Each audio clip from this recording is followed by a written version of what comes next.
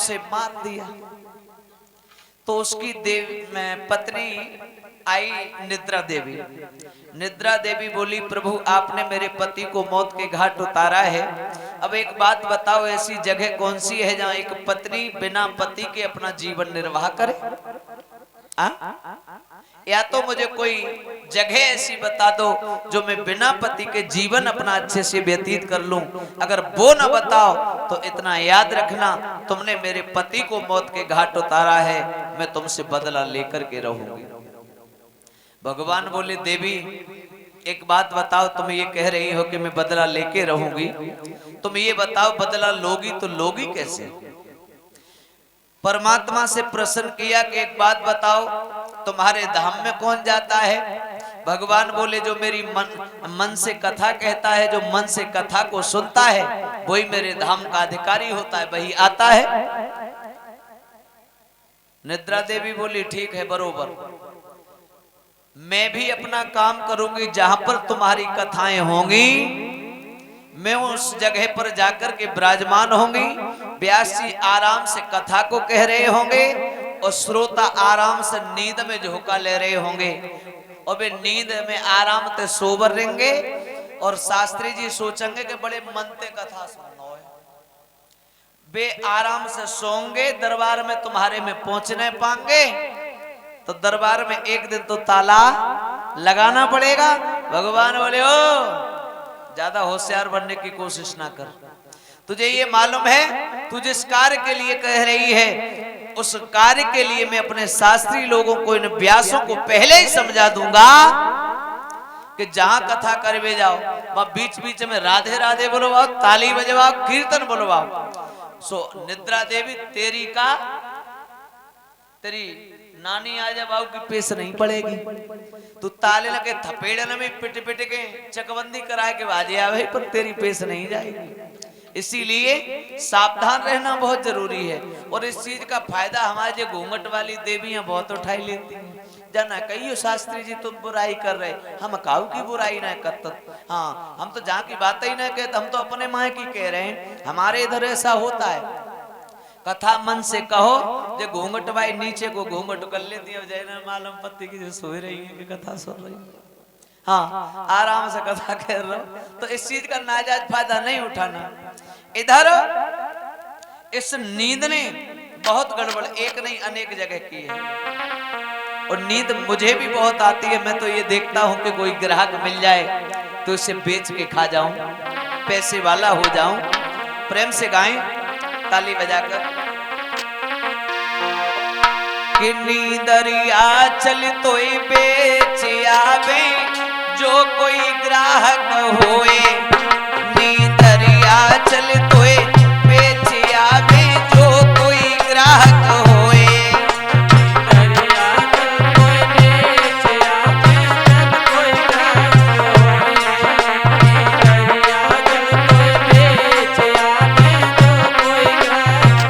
याद रखना भैया, इस नींद ने एक जगह गड़बड़ नहीं की है, इस नींद ने अनेक जगह गड़बड़ की है। कैसे सुनो,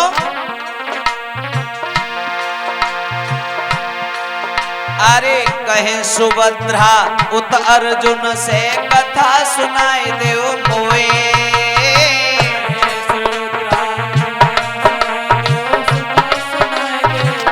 आपने सुना होगा कि चक्रव्यूह वेदने की विद्या को अभिमन्यु ने अपने मात्र गर्भ में सीखा था, लेकिन साथ में द्वार का जब नंबर आया, सुभद्रा को नींद आई और उस विद्या से अधूरा रह गया, वो नहीं निपुण बन पाया।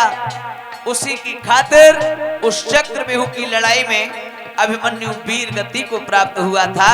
तो कहा, अरे कहे सुभद्रा उत अर्जुन से कथा सुनाए देव मोए। सुभद्रा से कथा सुनाए देव मोए। अरे अर्जुन जी उत कथा सुनाई रहे, और कहीं सुभद्रा सोई, नींदरिया नींदरिया नींदरिया चली तो बेच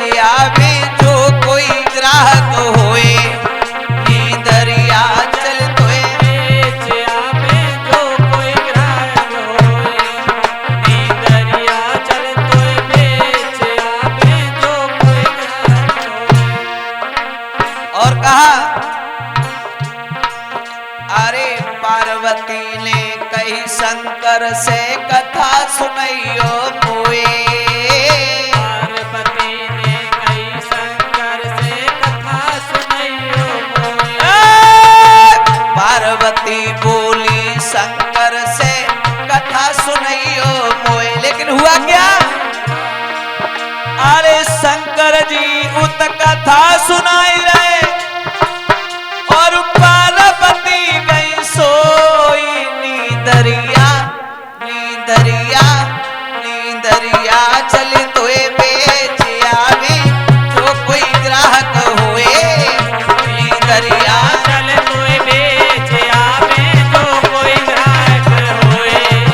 नींदरिया चल तोए बेच आवे जो कोई ग्राहक होए।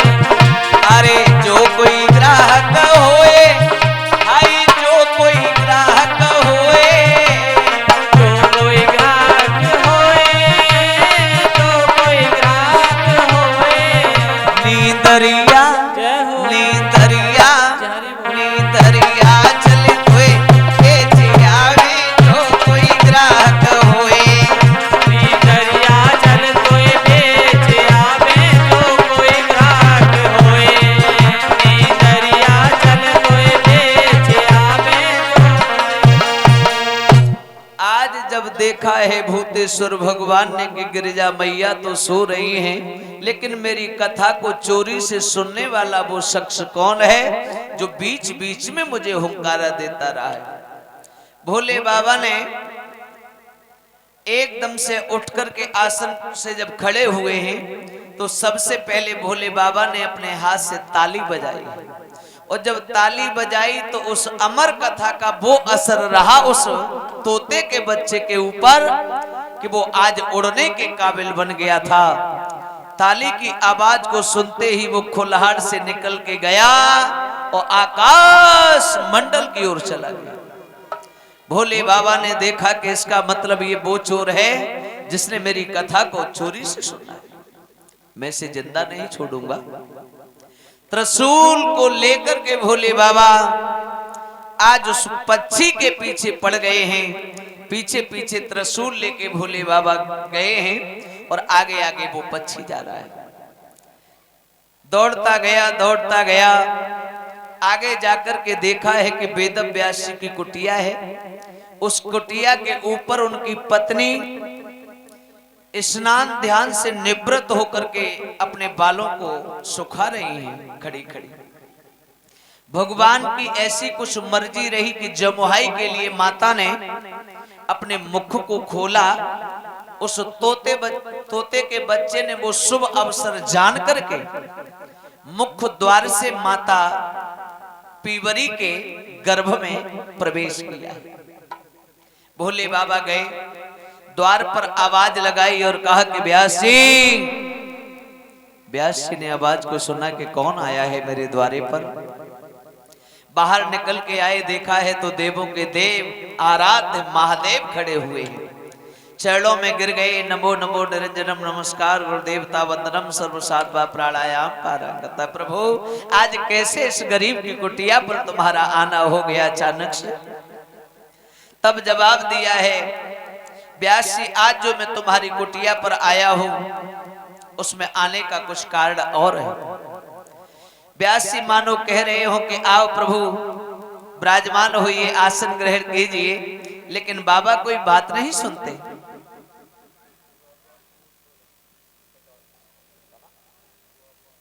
और मान्यवर श्रीमान सुगापाल जी जो पूर्व प्रधान हैं, आप हमें 50 रुपए से व्यास मंच पर सम्मानित कर रहे हैं। परमात्मा आपकी मनोकामना पूर्ण करें, भंडारे भरते रहें, समाज में आपको मान सम्मान की प्राप्ति हो। तो भोले बाबा जब कोई बात नहीं मान रहे तो व्यास जी ने कहा, प्रभु एक बात बताओ, अचानक आने का कारण क्या है। तब भोले बाबा ने एक ही बात कही कि तुम्हारे आंगन में मेरा चोर छुपा बैठा है और उस चोर की खातिर ही मैं तुम्हारे दरवाजे तक चल के आया हूं। व्यास बोले, प्रभु मेरे घर में तुम्हारा चोर, ये मेरा घर कहने को है, लेकिन इस घर पर अधिकार प्रभु तुम्हारा है। अगर तुम्हारा चोर मेरे घर में है तो आप स्वतः आगे जाएं और जाकर के अपने चोर को ढूंढ लो।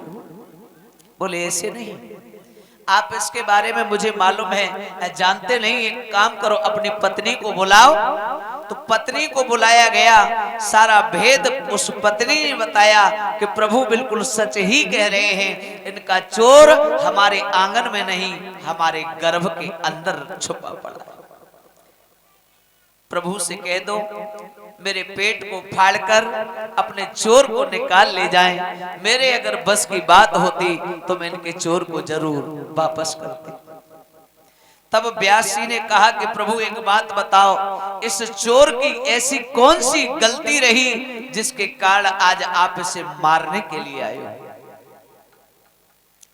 सारा भेद बताया प्रभु। मैं अपनी पत्नी को अमर कथा सुना रहा था, इस चोर ने अमर कथा को चोरी से सुना है, अब ये अमर हो गया, ये दुनिया को अमर कर देगा, मुझे बस इस बात का डर है। व्यास जी बोले एक बात बताओ, तुम्हारी बुद्धि है का गलती करके तब बाद में काम करती है। बोले बाबा, बोले ये क्या कह रहे हो। बोले मैं सच तो कह रहा हूं।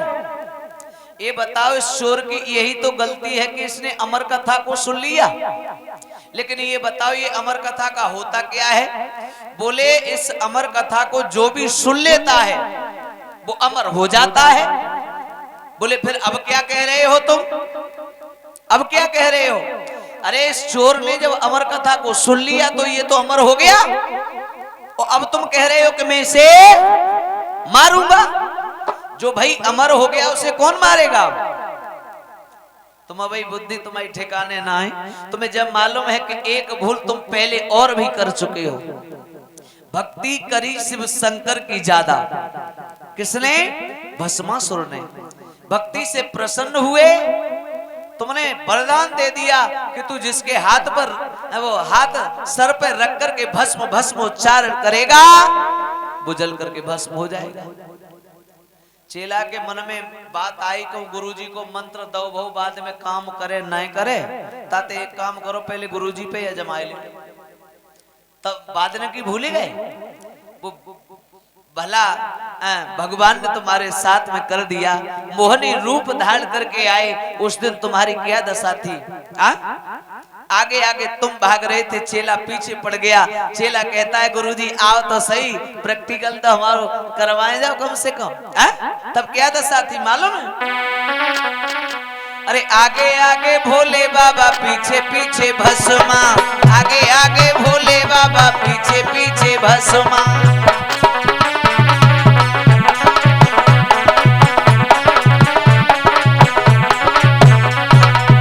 चेला कह रहा है जरा देर ठहरो प्रभु जी, और दिखाई दे करिश्मा, दिखाई दे करिश्मा। आगे आगे भोले बाबा पीछे पीछे भस्मा।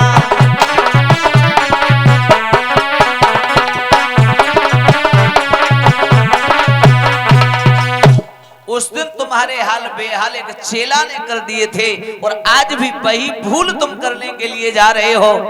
अब भूल तुम्हारी का निवारण करने के लिए भगवान मोहनी रूप धारण करके नहीं आने वाले, क्योंकि वो समय था जो परमात्मा को मोहनी रूप धारण करके तुम्हारी रक्षा के लिए आना पड़ा। और आज फिर भी मैं पहले सचेत कर रहा हूं, जब ये अमर हो गया तो ये बताओ ये मरेगा कैसे। बोले बाबा, बोले व्यास जी तुम कह तो बिल्कुल सही रहे हो, ये मेरी भूल थी। अरे इसने अमर कथा को सुना, ये तो अमर हो गया, अभी ये नहीं मरेगा, तुमने मेरे नेत्रों को खोल दिया। बोले प्रभु कोई बात नहीं, भूल इंसान से ही बनती है, और इंसान से नहीं भूल भगवानों से भी बनी है। कोई बात नहीं, हर भूल का निवारण होता है। अब एक कृपा कर दो, मेरे आंगन में भी आज तक कोई पुत्र रत्न की प्राप्ति नहीं हुई है। अब इतना आशीर्वाद और दिए जाओ, आ गए हो, इतनी कृपा किए जाओ कि आपके द्वारा ही सही, लेकिन मेरे आंगन में एक पुत्र रत्न की प्राप्ति हो जाए, इतनी कृपा कर दो। भोले बाबा ने कहा तथास्तु वत्स, ऐसा ही होगा, चिंता न कर। तेरे घर में एक ऐसा सुंदर बालक, ऐसा ज्ञानवान, ऐसा धैर्यवान, ऐसा नीतिज्ञ बालक उत्पन्न होगा जो आगे चलकर के दुनिया में तेरे बेटा का लोग नाम लेंगे। वरदान देकर के प्रभु अंतर ध्यान हुए। इधर धीरे धीरे माता के गर्भ में बालक पलने लगा। प्रभु की ऐसी कृपा हुई कि आज वही बालक मानवी शरीर में परिवर्तित होता है। धीरे धीरे समय व्यतीत हुआ। मात्र गर्भ में इंसान की जो उम्र है वो 9 मास है, 9 महीना। लेकिन इधर माता पीबरी के उदर में जब ये बालक आया है तो 1-2 महीना नहीं, 1-2 साल नहीं, धीरे धीरे सालें सी व्यतीत होती गई। 10 वर्ष, 11 वर्ष और 12वें वर्ष का जब समय आया तब माता के उदर में पीड़ा उठी। यही वो बालक है, मात्र गर्भ में 12 वर्ष तक रहा है, 12 वर्ष तक। भूख लगती है तो मुख से आवाज देता है, भोजन मांग लेता है, और प्यास लगती है तो यही बालक जलपान करता है। इधर जब प्रसव की पीड़ाओं ने माता को एक दिन सताया, अपने पति को करीब में बुलाया, सारे हालात समझाए हैं, और पत्नी की जो दशा देखी, आज ब्यासी भी अपने आप को नहीं संभाल पाए। भोले बाबा को याद किया है, पल मात्र में भोले बाबा आए हैं। भोले बाबा ने आकर के आवाज लगाई, बेटा आज 12 वर्ष का समय पूर्ण होने के लिए जा रहा है, लेकिन तू एक बात बता, दुनिया में जन्म क्यों नहीं ले रहा अभी तक? एक माँ अपनी संतान को अपने गर्भ में कब तक ठहरा सकती है? अंदर से आवाज आई, प्रभु मैं जन्म नहीं लेना चाहता। क्यों? बोले मैं जन्म इसलिए नहीं लेना चाहता हूं कि आज मैं अपने मैया के गर्भ में रह रहा हूं तो मेरे ऊपर नाना भांति के कष्ट आ रहे हैं। मुझे मुसीबतों ने चारों तरफ से घेर लिया है, और जब मुसीबत मेरे ऊपर आती है तो मैं प्रभु आपको याद कर लेता हूं। कहा है ना, दुख में सुमिरन सब करें, सुख में करे न कोई, और जो सुख में सुमिरन करे तो दुख काहे को होए। प्रभु मैं इसीलिए जन्म लेना नहीं चाहता। भूतेश्वर भगवान बोले, बेटा मुझे मालूम पड़ता है तू जन्म भले ही ना ले, लेकिन तू जान तो जरूर किसी की लेना चाहता है। अंदर से आवाज आई, प्रभु ये आप क्या कह रहे हैं? मैं किसी की जान भी नहीं लेना चाहता। बोले जन्म भी लेना नहीं चाहता, जान भी नहीं लेना चाहता, आखिर तू चाहता क्या है? बोले प्रभु ज्यादा हैरान होने की जरूरत नहीं है, आप मेरा जन्म चाहते हो तो मैं आपसे एक निवेदन कर दूं, इस दुनिया को आप ज्यादा नहीं, मात्र एक पल के लिए आप निर्मोही बना दो। जहां पर पिता का मोह पुत्र से ना हो,